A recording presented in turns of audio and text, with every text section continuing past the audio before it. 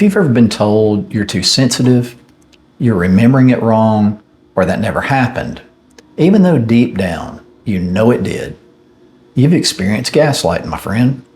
Gaslighting is a form of emotional manipulation that makes you doubt your memory, your reality, and eventually your sanity.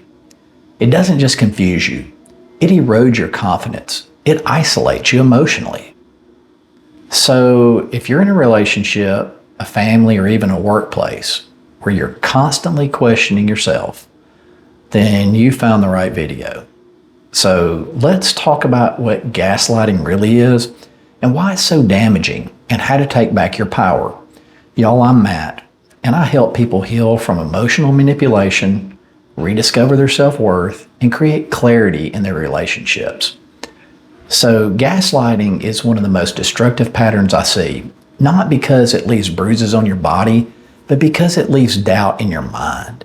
And once you stop trusting yourself, you're no longer free. So let's walk through this together and discover what it is. Gaslighting is when somebody denies your reality to gain control over you, and it's that simple. It's not just lying, it's lying with the intent to make you question yourself. You bring up something hurtful, they say, and they'll say things like, that never happened, or you say you're hurt, and they respond with, you're too sensitive. You always overreact. If you catch them in a contradiction and they deflect, like, why are you always attacking me? The goal isn't just to win the argument, it's to make you unsure of your own mind.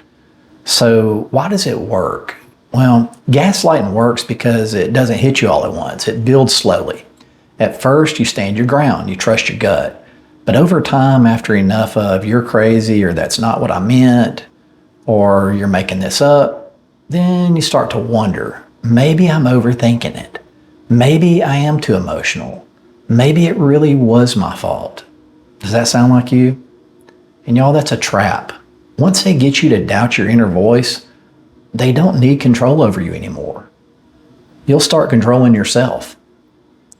Let me tell you about somebody I worked with. Let's call her Allie. So Allie was married to a guy who everybody loved. He was charming, funny, successful, but behind closed doors, he constantly dismissed her feelings. When she'd bring up something that hurt her, he'd say, you're imagining things. When she cried, he'd say, you're just hormonal. When she confronted a lie, he'd spin it so hard, she'd leave apologizing. Over time, she lost her sense of self. She no longer trusted her own emotions. She couldn't make decisions without second-guessing herself. And y'all, worst of all, she thought she was the one going crazy. That's gaslighting at its best. It's not just abuse, it's psychological sabotage. So here's a few signs that someone's gaslighting you. Number one, you constantly second-guess yourself. Number two, you apologize even when you're not sure what you did wrong. Does that sound familiar? Number three, you feel confused after conversations. And number four, you start avoiding certain topics just to keep the peace. Number five, you feel like losing your grip on reality. Let me be clear. You're not too sensitive. You're not overreacting. You're being manipulated. Because gaslighting triggers a survival response. Your brain goes into fight, flight, or freeze. Over time, this chronic stress rewires your nervous system. You live in anxiety. You become hyper aware of other people's moods. You start censoring your own thoughts before you even speak. You really just lose confidence in your ability to interpret reality. And once that happens, they've won, because you no longer can trust your voice or trust your gut. But here's the good news. You can get that voice back. Number one, we're going to stop rationalizing it. Stop minimizing it. We're going to say it out loud. This is gaslighting. Naming it will give you clarity, and clarity is the first step to freedom. Number two, we're going to write it down. Start documenting conversations. Gaslighters create confusion. Writing will restore that reality.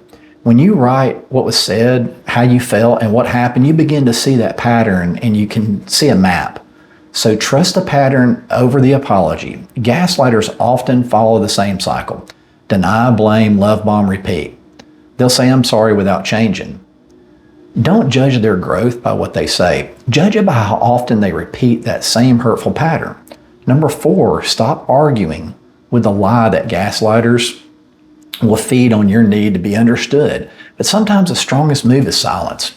You don't have to prove yourself to somebody. And number 5, reconnect with safe voices. So what you're going to want to do is talk to people who see you clearly. Friends, therapists, coaches, people who remind you that your feelings are valid and your story makes sense. Isolation is a gaslighter's playground, y'all. And connection is your escape route. So not every gaslighting relationship has to end, but the gaslighting itself must. So you have to ask yourself, do they take responsibility? Are they willing to change without being forced to change? Do they make space for your feelings or twist them? If the answer is no, you may need to consider walking away. I'm not going to say yes or no. And it's not, if you do, it's not because you hate them, it's because you've remembered how to love yourself. So gaslighting doesn't win when they confuse you. Gaslighting wins when you stop trusting you, and that ends today. So trust your gut, you can trust your memory, you can trust your voice, even if they made you doubt it. You don't have to fight to be heard. You don't have to stay where you're shrinking. You are allowed to leave any table where your voice has to beg for the room. And y'all, if this spoke into something deep to you today, hit that like button and subscribe for more videos on healing, clarity, and emotional truth. You're not broken. You're just remembering who you were before somebody made you question it. So let's walk through this healing process together, and I'll help you all that I can.